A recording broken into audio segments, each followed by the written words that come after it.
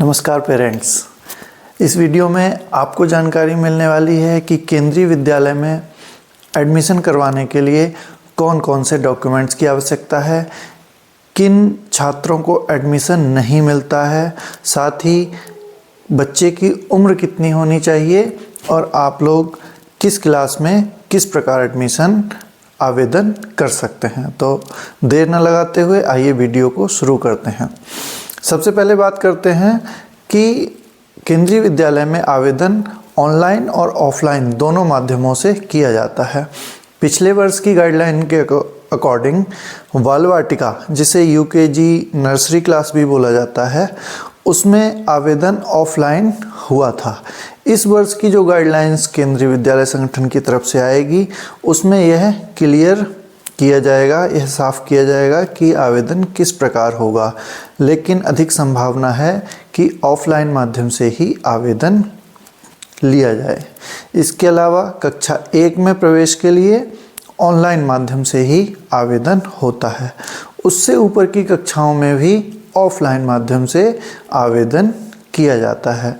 Online माध्यम से आवेदन किस प्रकार होता है, ऑफलाइन माध्यम से आवेदन किस प्रकार होता है, इसका पूरा डेमो आपको हमारे चैनल के द्वारा ज़रूर मिलेगा। आप इससे जुड़े रहिए।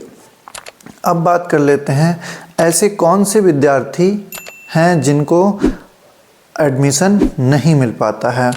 तो सबसे पहली चीज़ तो ऐसे लोग जो आवेदन करते समय गलत जानकारी देते हैं और जब डॉक्यूमेंट्स का सत्यापन होता है वह अलग निकलते हैं, तो ऐसे लोगों का एडमिशन रद्द कर दिया जाता है। दूसरी बात, जो वेटिंग लिस्ट में या लॉटरी में नाम जिन लोगों का नहीं आता है उन लोगों को भी एडमिशन नहीं मिल पाता है। अब बात करते हैं कि कौन कौन से प्रमुख दस्तावेज, कौन कौन से प्रमुख डॉक्यूमेंट्स हैं जिन्हें आपको पहले से ही तैयार करके रखना चाहिए, क्योंकि जब एडमिशन शुरू हो जाते हैं उस समय कुछ डॉक्यूमेंट्स ऐसे हैं जो तैयार नहीं हो पाते हैं और छात्रों का एडमिशन रह जाता है। तो आइए बात करते हैं ऐसे लोगों की जो सरकारी नौकरी में हैं। सबसे पहले तो उन्हें अपने नौकरी का प्रमाण पत्र तैयार रखना है।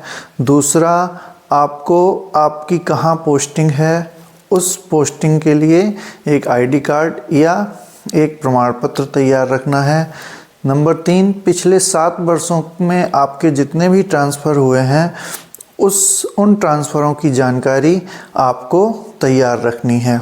यह केवल और केवल सरकारी नौकरी वालों के लिए अलग से डॉक्यूमेंट है। इसके अलावा जो छात्र जिसका एडमिशन आपको करवाना है उसका फ़ोटो, जन्म प्रमाण पत्र, अगर कास्ट सर्टिफिकेट आप लगाना चाहते हैं, कास्ट कोटा में एडमिशन देना चाहते हैं तो कास्ट सर्टिफिकेट, ईडब्ल्यूएस के अकॉर्डिंग अगर आप ईडब्ल्यूएस कोटा में एडमिशन लेना चाहते हैं तो ईडब्ल्यूएस सर्टिफिकेट या वीपीएल कार्ड, और आपका बच्चे का आधार कार्ड बहुत आवश्यक है। ईडब्ल्यूएस कोटे में एडमिशन लेने के लिए जो आपका घर है वह जहां आप रह रहे हैं वह स्कूल से 5 किलोमीटर के दायरे में होना चाहिए। अगर यही केंद्रीय विद्यालय रूरल क्षेत्र में आता है अर्थात ग्रामीण क्षेत्र में आता है तो यह दायरा 8 किलोमीटर का हो जाता है। इसके साथ ही बच्चे का ब्लड ग्रुप सर्टिफिकेट की भी आवश्यकता रहती है। ऐसे भी माता पिता होते हैं जिनका होम टाउन कहीं अलग है लेकिन वह रह कहीं और रहे हैं, या वह नौकरी किसी और जगह कर रहे हैं, उनका होम टाउन कहीं और है और बच्चे का एडमिशन वह जहां नौकरी कर रहे हैं वहां करवाना चाहते हैं, तो इसमें भी कोई दिक्कत नहीं है। अगर जो सरकारी नौकर हैं उनके लिए क्वार्टर दिया गया है तो क्वार्टर अलॉटमेंट सर्टिफिकेट होता है। अगर रेंट पे रह रहे हैं तो कोई लीज डीड, कोई रेंट एग्रीमेंट अगर आपके पास है तो वह भी आपका एड्रेस प्रूफ माना जाता है। ऐसे ही नॉन वर्किंग पर्सन जो सरकारी नौकरी में नहीं है वह भी अगर रेंट पर रह रहे हैं तो रेंट एग्रीमेंट आप करवा कर पहले से तैयार रखें। जो भी उचित फॉर्मेट हो और जो स्टाम्प पेपर लगता है उस पर आप पहले से रेंट एग्रीमेंट करवा कर रखें, उसी समय के लिए ना बैठे रहें। अन्यथा की स्थिति में अगर तुरंत करवाया होगा तब वह रिजेक्ट भी हो सकता है, या कभी कभी मकान मालिक भी आनाकानी करते हैं। तो इस प्रकार इन दस्तावेज़ों को आप तैयार रखें। मैं एक बार फिर से आपको नंबर वाइज बता देता हूँ।